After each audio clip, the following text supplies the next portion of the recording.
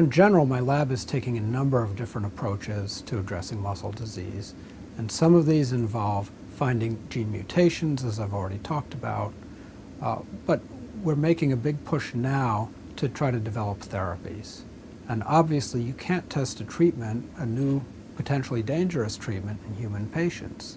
So one of the important things we need to do is develop animal models. Dr. Vandana Gupta is a postdoc in the lab. And she has focused on using zebrafish as a model system for muscle development. Zebrafish are an incredible model to look at developmental defects because they have clear embryos that you can examine under the microscope, and within 3 or 4 days they go from a single fertilized egg to a complete little miniature fish, which actually we can observe swimming around.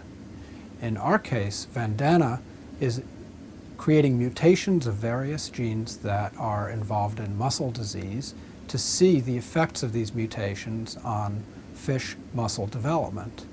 And by doing this, we can understand better what the true function of those genes is in skeletal muscle.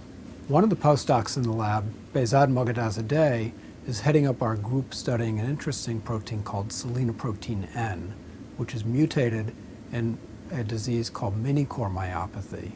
Behzad has recently developed 2 lines of mice which carried distinct and different mutations in the selenoprotein N gene, and these are turning out to be a wonderful model for studying mini-core myopathy. Through the use of these mice, we're getting a better understanding of what causes the weakness in this disease, and we hope soon to begin testing various treatments. Mike Lawler and Ben Reed now have a number of assay systems to actually measure the mouse muscle function and strength.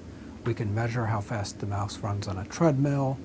We can measure how strongly the muscle contracts. And we can actually examine the muscle under the microscope. And we're now starting to develop a couple of treatments using various proteins that we hope will make larger and stronger muscle.